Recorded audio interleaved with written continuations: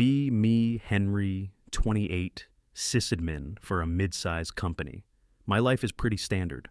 Work from home a few days a week, go to the office, fix things people break, go home, play video games, hang out with friends. We have a solid friend group, maybe 15, 20 of us. A mix of guys and girls who've known each other for years. Some since high school, others from college or work. The central hub for all our communication is a Discord server. It's our digital clubhouse. We have channels for gaming, for memes, for serious discussions, for planning meetups. It's always been a chill place. Keyword: been. Sometime last year, one of the girls in the group invited her friend Lorie to join the server. At first, she seemed normal enough, quiet, mostly hung out in the general chat, posted a few memes. But then we started to see her true colors emerge. Slowly, like a creeping vine, her specific brand of social justice activism started to choke every conversation. It wasn't about equality, it was about a very specific one-sided worldview, where men were the source of all problems and women were the perpetual victims, even when they were clearly being the aggressors. The first major red flag was a conversation about online dating.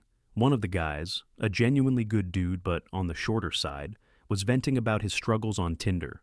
He posted a screenshot of a girl's bio that just said, 6'2" or don't bother swiping right. Seriously. He wasn't even being that bitter, more just exasperated. Man, the market is rough, was all he said. The chat was sympathetic. Yeah, man, it's brutal. Don't worry about it, her loss. Then Lorie descended. A wall of text appeared. It was a lecture. A full-blown seminar on why women are not only entitled to have height preferences, but why it's a completely valid and non-negotiable standard. She went on about how it's a biological imperative for women to seek out taller, stronger men for protection. How a man's height is a proxy for his ability to provide and secure. She claimed that any man who complains about this is just revealing his own insecurity and fragile male ego. It wasn't a preference to her. It was a woman's fundamental right to filter out men she deemed physically inadequate. A few of us tried to gently push back. Arthur, my closest friend in the group, pointed out the double standard. He asked, so if a guy put must be under 120 lbs in his bio, that would be okay too, right? It's just a preference. The channel went quiet for a moment. You could practically hear her typing furiously. What followed was an even bigger wall of text. She called Arthur's comparison disgusting and misogynistic. She explained in painstaking detail how a woman's weight is a sensitive issue tied to societal pressure and unrealistic beauty standards imposed by the patriarchy. A man judging a woman on her weight was an act of oppressive violence. A woman judging a man on his height was an act of empowered self-selection. See the difference? We didn't. But arguing with her was like playing chess with a pigeon. It would just knock over the pieces, crap on the board, and strut around like it won. So, we let it go. But a seed was planted. After that, we started noticing it everywhere. Her hypocrisy was a constant background radiation in the server. I remember another time, a few months later. One of the guys in the group was going through a tough time. He was working insane hours, dealing with a sick family member, and just generally feeling burned out and depressed. He posted in the serious discussion channel, just looking for some support. People were being great, offering encouragement, telling him to hang in there. Then Lorie showed up. Her response was not one of empathy. She told him that, while his feelings were technically valid, he needed to recognize his own privilege. She wrote that men rarely have to deal with the kind of systemic emotional labor and societal invalidation that women face daily, that his burnout was a product of the very hustle culture that the patriarchy created to benefit men. In essence, his problem was a man-made problem, so he had no right to complain about it to women who suffer real oppression. She completely dismissed his pain and turned it into a talking point for her own agenda. The guy just typed okay and didn't post in that channel again for months. It was after that incident that Arthur, myself, and a few of the other guys decided to make a private chat. We called it the Gents Lounge. It was our sanctuary, a place where we could talk freely without having every single word scrutinized through Lorie's ideological lens. It became the place where we decompress after one of her tirades. Screenshots of her most ridiculous statements were posted there daily, followed by a chorus of, "I can't believe she actually said that." It wasn't a place for hate, it was a place for sanity. It was validation that we weren't the crazy ones. The main server, meanwhile, was becoming more and more tense. People started self-censoring. Jokes were no longer told for fear of being labeled problematic. Lorie had become the unofficial thought police of the server, and the fun was slowly draining away. She would constantly talk about toxic masculinity. To her, anything a man did could be toxic. If you were quiet and stoic, you were emotionally stunted and reinforcing harmful stereotypes. If you were loud and confident, you were arrogant and taking up too much space. If you offered a solution to a problem someone had, you were mansplaining. If you didn't offer a solution, you were demonstrating apathy and male privilege. There was no winning. It was a constant stream of accusations and tests that we were all failing. Arthur was the only one who still had the energy to challenge her sometimes. He was always calm, always logical. He'd point out the flaws in her arguments, the contradictions. Her response was always the same: get defensive, call him a misogynist, and accuse him of being part of the problem. He never took the bait, which seemed to make her even angrier. The tension had been building for months. It felt like the server was a powder keg, and we were all just waiting for a spark. The spark came on a Saturday night a few weeks ago. The server was pretty quiet. Most people were out or busy. Then, a notification popped up in the general chat. It was from Lorie. She had posted a picture of herself. It was a very calculated selfie. The angle was high, the lighting was perfect. There was definitely a filter smoothing things out. She had that faux coy expression on her face. Underneath the picture, she wrote a caption. Just feeling curious tonight, LOL. Let's do a little social experiment. Rate me on a scale of 1 to 10. I want to see male objectification in real time. Don't hold back. The chat went dead silent. Everyone knew this was a trap, a massive, glaringly obvious trap. If you gave her a high score, like a 9 or 10, she'd get the validation she was clearly fishing for, and then probably lecture you on putting women on a pedestal. If you gave her a low score, you were a hateful, bitter incel who punishes women for not meeting impossible beauty standards. If you refused to participate, you were a coward who couldn't handle a strong woman's directness. It was a masterclass in manipulation. A situation designed so that she could claim victory no matter the outcome. In the main chat, one or two guys who always tried to keep the peace gave some non-committal, safe answers. Looking great, Lorie. Definitely a 10 in personality. They were transparently trying to defuse the bomb she had just rolled into the middle of the room. But in the gents' lounge, the conversation was very different. The screenshot of her post appeared almost instantly. You guys seeing this? Is she for real? It's a trap. Do not engage. We all knew it was bait. We were all ready to just ignore it and let it fade into the chat history. But then Arthur typed, "No." We waited. She asked for an experiment. She said, "Don't hold back. Let's give her exactly what she asked for. Honesty." There was some hesitation at first. One guy said, "Dude, it's not worth the headache. She'll explode." Arthur's response was simple and profound. So what? We spend all our time walking on eggshells around her. We censor ourselves. We let her dictate the rules and move the goalposts whenever she wants.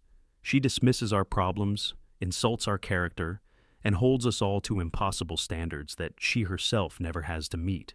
And now she's demanding we play another one of her rigged games. I'm tired of it, he continued. She wants an honest rating.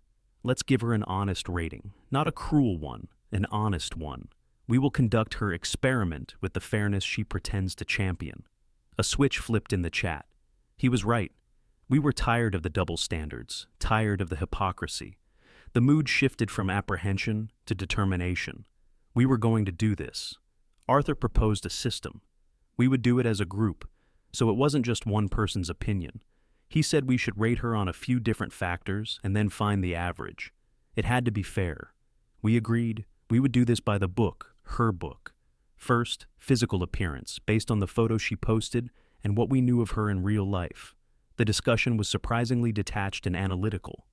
The photo is heavily filtered. You can see the skin smoothing. In person, she doesn't put much effort into her appearance, usually baggy clothes, no makeup. She's not ugly, but she's not stunning either. Perfectly average, a solid 5. I'd say 6 on a good day, 4 on a normal day. So 5 is a fair average for looks. We all agreed. Physical appearance, 5-10. Next, style and presentation. This was quicker.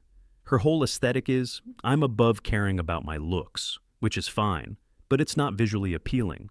It's mostly t-shirts with political slogans, a lot of gray and black. Let's be generous and give it a 310. Done. Style, 310.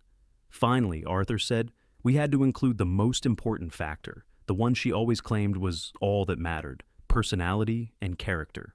This was a grim discussion. We weren't angry, we were just tired.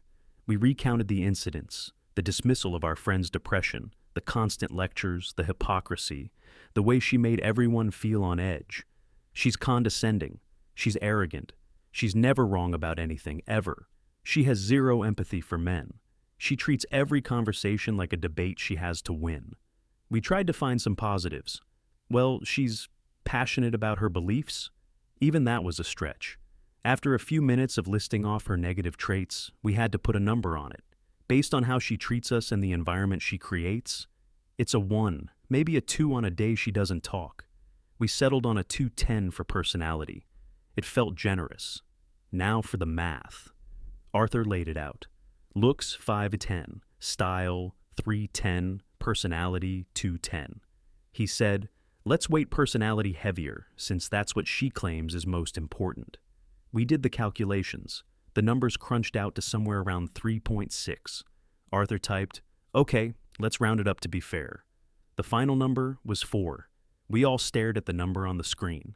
410. It wasn't an insult. It wasn't an attack. It was a conclusion. An honest, calculated result based on the data she had provided us over the last year. It was the truth. There was a moment of silence in the gents' lounge. Then someone typed, who's going to post it? All eyes, digitally speaking, turned to Arthur. He was the one who started this. He didn't hesitate. I'll do it, he wrote. She wants her experiment. She's about to get her data. He switched back to the main server chat. We all held our breath, watching the Arthur is typing notification. It felt like we were watching a bomb disposal expert snip the final wire. The notification disappeared, and his message appeared in the general chat. It was short, clean, devoid of emotion. Okay, we discussed it. Our group consensus is a 4 out of 10. The silence in the general chat was deafening. For a full minute, nothing happened. Not a single person typed. It was the kind of digital silence where you know everyone is staring at their screen, reading and rereading the message, waiting to see who makes the first move. The 3 dots indicating Lorie was typing appeared, then disappeared, then appeared again. Finally, her first message came through. It was a single, forced laugh. Ha ha ha. Wow, you guys really committed to the bit, huh? She was trying to play it off as a joke, trying to reclaim control of the situation by pretending she was in on it, that this was the outcome she expected from her experiment. Arthur didn't reply. None of us did. Our silence was the answer. It told her this wasn't a joke. Her tone shifted immediately. The pretense of amusement vanished. Seriously? A 4? What is that even based on? Did you just pull a number out of a hat to try and hurt my feelings? She was probing for a weakness, looking for an angle of attack. She needed us to give her an emotional reason so she could dismiss it as bitterness. But Arthur didn't give her one. He remained silent. This seemed to frustrate her even more. Who is we anyway? Did you all get together in your little boys' club to decide my worth? That's incredibly toxic. It's literally a textbook example of mobbing. She was throwing out her usual buzzwords, trying to frame herself as the victim of a coordinated misogynistic attack. In the main chat, the silence from everyone else continued. Not a single person came to her defense. None of the other girls, none of the peacemaker guys, nobody. The lack of support was a visible blow to her. She must have expected her allies to rush in. Her messages became more frantic, more pointed. She started tagging people directly. Arthur, you're the ringleader of this, aren't you? It's always you. You can't stand that I challenge your worldview. Then she started going after the rest of us. Hey, Henry, I always knew you were one of them, quietly sitting in the background, judging everyone. It's the quiet ones you have to watch out for. She went down the list of guys from our private chat, accusing each of us of being hateful, insecure, and intimidated by her. Her monologue of accusations went on for several minutes, a solid wall of text painting us as the villains. We were all watching in the gents' lounge, silent. We had made a pact. Arthur would be our only spokesman. We wouldn't get dragged into individual slap fights with her. Finally, after she had seemingly exhausted her list of insults, Arthur began to type. We all watched, waiting. His second message appeared. It was as calm, concise, and devastating as the first. He wrote, "Lorie, the number isn't the point. You can be a 2 or an 8, it doesn't matter. The problem is that you are a 4 who demands the treatment and privileges of a 10, while you simultaneously grade every man here as a 1 for the slightest perceived flaw. We didn't invent a new standard. We just applied your own standard to you. Be realistic." That was it. That was the kill shot. The entire argument she had constructed, this entire narrative of her being a victim of misogynistic rating, was completely dismantled. He hadn't insulted her looks. He had held up a mirror to her behavior, and she shattered. The response was immediate and volcanic. All caps, no punctuation in places, a stream of pure, unfiltered rage. How dare you? How dare you twist this? This isn't about my standards. This is about your hatred of women.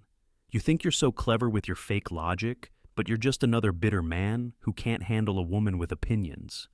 Be realistic? You want me to be realistic? Why don't you be a decent human being for once in your miserable life? Arthur. The personal attacks became vicious. She attacked his job as an engineer, calling him a soulless cog in the corporate machine. She attacked his hobbies, his interests, anything she had ever learned about him. She went after me next, calling me a socially awkward basement dweller who uses computers to hide from the real world. She was trying to hit us where she thought it would hurt, using every cheap shot she could think of. Then she made her final, fatal mistake. She tried to rally the other women. She started tagging the other girls in the server, one by one. Jessica, Emily, Sarah. Can you believe this? Are you seeing this attack? Are you going to let them get away with this? It was a desperate plea for backup, a call to arms for her gender. This was the moment of truth. Would the server split down the middle? The response she got was probably not what she was expecting. Jessica, who was usually very active, typed a single sentence. "Lorie, I don't want to get in the middle of this."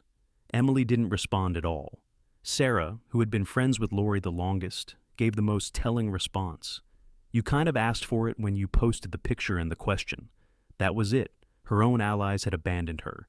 They were just as tired of her behavior as we were. The public humiliation was complete. She had no one on her side. This final betrayal sent her over the edge completely. Her messages devolved into incoherent threats. She was going to expose us. She was going to post screenshots on Twitter and tell everyone what a toxic, misogynistic cesspool this server was. She was going to ruin our reputations. It was at that point that the server admin finally stepped in. The admin was one of the oldest members of the group, a guy in his late 30s who usually stayed out of the drama. He was the neutral party. A new message appeared, highlighted in the admin color. "Lorie, that's enough." His message was calm but firm. "You initiated this. You asked for a rating and explicitly said, 'Don't hold back.' When you received an answer you didn't like, you proceeded to launch personal attacks, harass multiple members, and are now threatening to dox the server. This is a clear violation of rules 1, 3, and 5. Consider this your only warning." Lorie's response was to spit venom at the admin. Of course the male admin sides with the other men. Classic. This whole server is a boys' club. You're all complicit. The admin didn't argue. His next message was simply, "Goodbye, Lorie." And just like that, she was gone. A system message appeared in the chat. "Lorie has been kicked from the server." The general chat fell silent once more. But this time, it wasn't a tense silence. It was a peaceful one. It felt like a year-long storm had finally passed. After about 5 minutes of this peaceful quiet, someone posted a gif of the little girl from the Disaster Girl meme, smiling in front of a burning house. The chat erupted in laughing emojis. The tension broke completely. In the gents' lounge, the mood was one of quiet relief. Arthur just typed, "Well, that happened." We thanked him for taking the heat. He just shrugged it off, digitally speaking. He said someone had to do it eventually.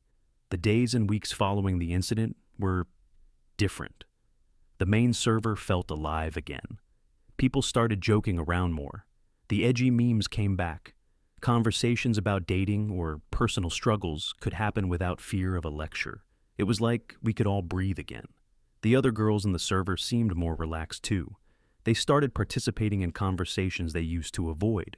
One of them privately messaged me a few days later. She said, "Hey, just wanted to say, thanks. We were all tired of walking on eggshells too."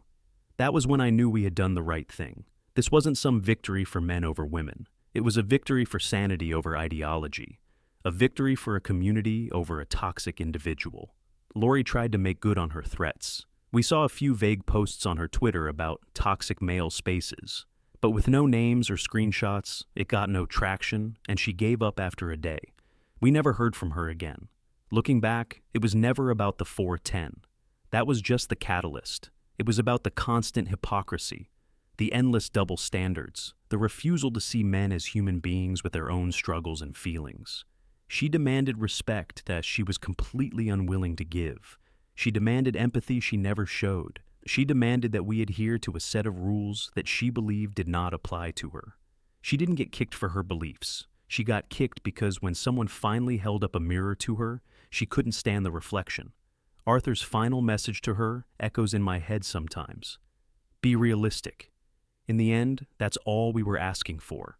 A little bit of realism, a little bit of fairness. And now, in our little corner of the internet, we finally have it. The server is better than ever. The friendships are stronger. The peace is priceless.